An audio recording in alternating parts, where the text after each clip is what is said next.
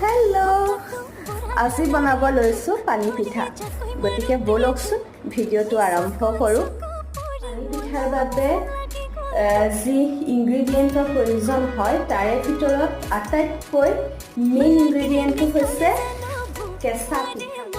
এটা বাটিত মই ৩-৪ চামুচ কেঁচা পিঠাগুড়ি লৈছোঁ তাতে মিক্স কৰিছোঁ অকণমান নিমখ তাৰ পাছত মিশ্ৰণটো ভালকৈ মিক্স কৰি তাতে দি দিছোঁ পানী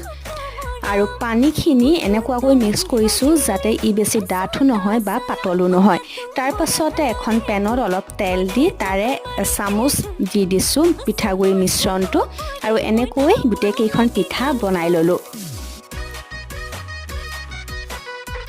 মোৰ পানী পিঠা বনাই হ'ল আৰু এতিয়া মই একাপ ৰঙা চাহৰ লগত ইয়াক এনজয় কৰোঁ জনাবলৈ নাপাহৰিব আপোনালোকেনো কেনেকৈ বনায় বা কিহৰ লগত খায়